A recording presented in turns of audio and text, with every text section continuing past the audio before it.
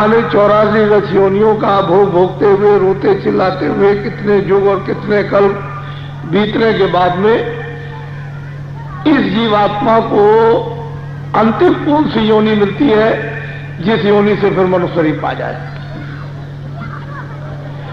ये महात्माओं ने पूरा पूरा आध्यात्मिक विज्ञान प्राप्त किया। उसमें कोई कमी नहीं है। यहां तो कुछ कमी भी हो सकती है, उसमें कोई कमी नहीं। यहां तो जानकारी में भी संदेह हो सकता है, वहां जानकारी में कोई संदेह नहीं। वहां तो ज्यों का त्यों दिखाई देता है। तो ये जो आपके 4 खाने 84 लक्ष्योनियों भोगने के बाद अंत में जब मनुष्य शरीर में उसको आना होगा तो गौ की योनि उसको मिलेगी।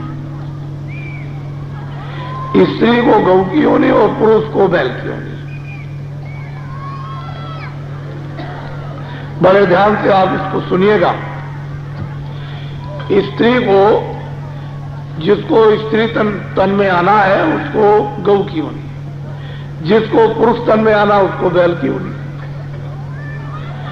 और ये स्त्री और पुरुष यहां से नहीं बनाए गए। ये ऊपर ब्रह्म स्थान से ही जब कारण कपड़ा पहनाया गया तो वहीं पर इसको स्त्री और पुरुष का कपड़ा पहना दिया, फिर ऊपर से नीचे उतार दिया। सैतल कमल में आए, फिर नीचे आया शक्ति लोक में, फिर नीचे उतारा। जब कारण कपड़ा पहनाया तो फिर उसके नीचे सूक्ष्म कपड़ा पहना दिया, फिर लिंग पहना दिया, और ये स्थूल कपड़ा है। तो ये यहां से कोई परिवर्तन नहीं होता। जो यहां पुरुष है पुरुष है, स्त्री है स्त्री है। हर एक तन में मनुष्य शरीर में स्त्री, अगर और जो शरीर जाएगी तो वहां भी उसको स्त्री तन मिलेगा, नर्मदा। तो ये जो मनुष्य शरीर में जब आने वाली सब भोग लेती हैं और जीवात्माएं आती हैं तो उनको स्त्रियों को गौ होनी और पुरुषों को बैल होनी। इसलिए ऋषियों मुनियों ने सबने ये आपको आदेश दिया था कि बैलों से काम लेना, उनको चारा पानी देना और अपने काम लेना। जो भी आप खेतों में गाड़ी चलाते हो, खेत में हल जोतते हैं, ये सब काम लेना, लेकिन चारा पानी उनको देते रहना और उन बैलों को अपनी मौत मरने देना। ये ऋषियों ने आपको मतलब ये कि आदेश दिया था और बैलों की भी पूजा कराई थी। जो गौ थी उससे कहा कि भाई इसको ये दूध पीना और ये मतलब ये इसको चारा देना, इसको अच्छी तरह से रखना, इसको अपनी मौत मरने देना। इसका जब शरीर छूटेगा तो फौरन मनुष्य शरीर में आ जाएगी, स्त्री तन पा जाएगी, बैलों का शरीर छूटेगा पुरुष तन पा जाएगी। अब आप लोगों ने, आपके सामने कोई शिक्षा तो है नहीं कि चलो भाई कोई शिक्षा देश में गांव-गांव में होती हो। चलो हम सभी लोग, सभी वर्ग के लोग इस बात को अच्छी गहराई से कुछ सोचें और समझें, इस पर विचार करें, या हम इस प्रमाण को ढूंढें, तो वो तो आपके यहां कुछ होता नहीं। तो क्या हुआ, लोगों ने क्या कर दिया कि गाय को मार दिया, काट दिया, काट डाला। जब काट दिया गऊ को तो उतनी जो आयु उसकी बची है, मान लो उसको 10 साल रहना, अभी और जीवित रहना है गऊ योनि में, और उसको काट दिया आपने,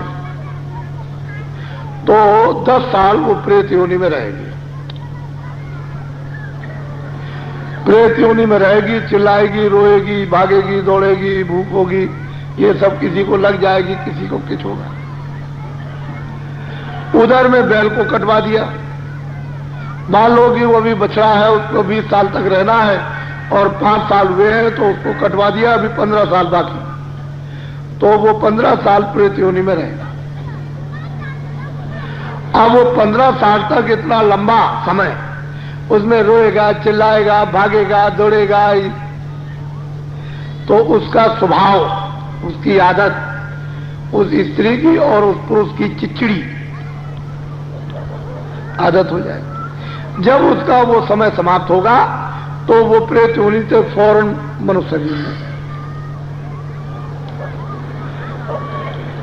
वो गौ आत्मा तो स्त्री तन में आ जाएगी और बैल आत्मा जो है वो पुरुष तन में आ जाएगी।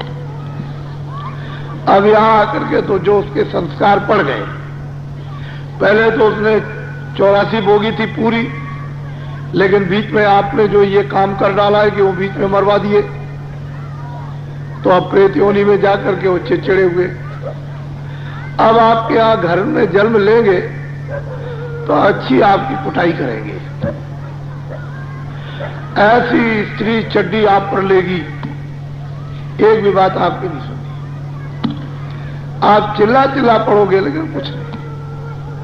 और घर में जो पैदा होगा वो बैल जो बच्चा बनेगा वो ऐसा छटाई कटाई करेगा, एक भी बात आप नहीं सुनी। ना वो मां को मानेगा ना वो बाप को मानेगा, ना अड़ोसी पड़ोसी, उसका स्वभाव, उसके आचरण, नेचर सब खराब।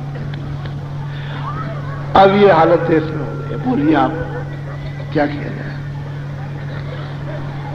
कितने गाय काटी जाती हैं, कितने बैल काटे जाते हैं, और जो उनको भूत योनि मिलती है उनका जब पीरियड समय जब समाप्त होता है तो फिर इस पिंड में मनुष्य शरीर में आते हैं, नारियों के शरीर में।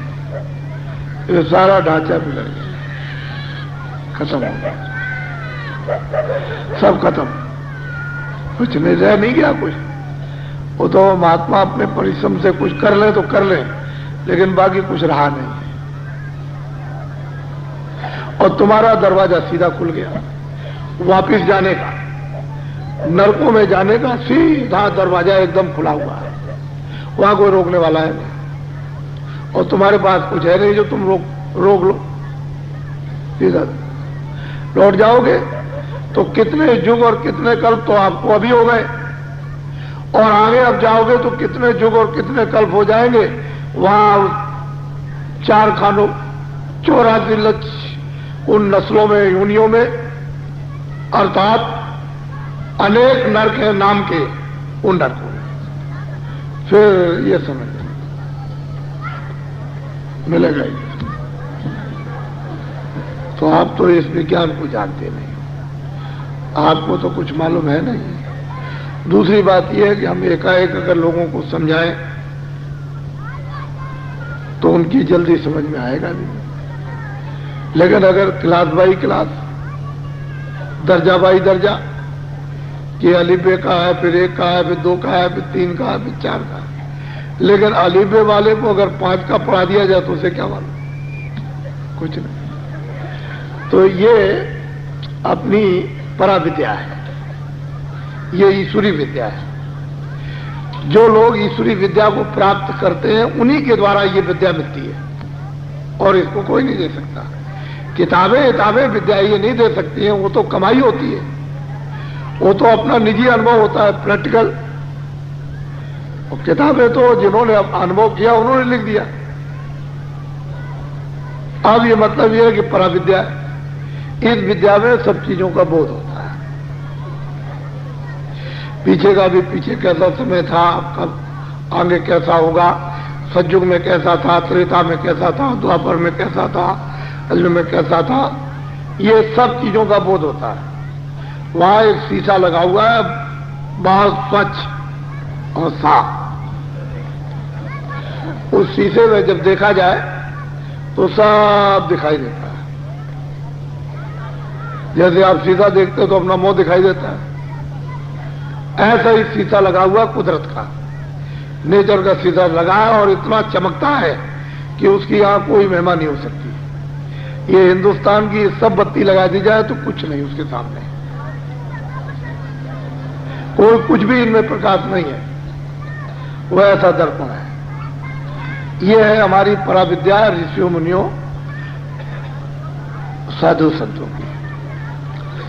ये पराविद्या इन दिनों में, इन 40 वर्षों में इतनी रोंदी गई, इस पर इतना पर्दा डाला गया, और इस पराविद्या की इतनी निंदा की गई है, इतना गाली और गलौज लोगों ने कराया कि जैसे मालूम होता है कि हमारे देश में ये चीज है ही नहीं।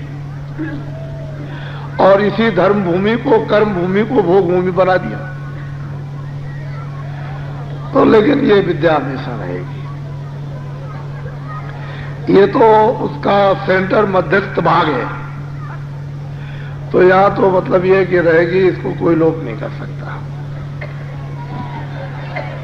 अभी आपने प्रार्थना सुनी थी कि वहां कोटन सूरज चांद सितारे, तो कोई यहां की बात तो है नहीं, ये ईश्वर की भी बात नहीं है, ब्रह्म की भी नहीं है, पार ब्रह्म की भी नहीं, वहां का वो तो सत्पुरुष है, वो न कभी यहां आता है और न कभी आएगा। उसकी जो नुमाइंदी जो शक्तियां हैं, जिनको उन्होंने अपने दरबार से निकाल दिया,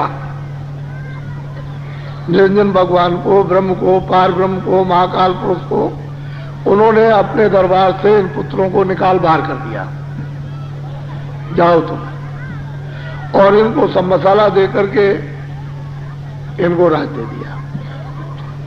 लेकिन सही बात यह है कि बैठ करके उसी सत्पुरुष का अखंड ध्यान करते रहते, क्षण मात्र भी इधर उधर नहीं, ये सृष्टि का कोई काम नहीं देखते, बस इस तरह से बैठे हुए हैं, बस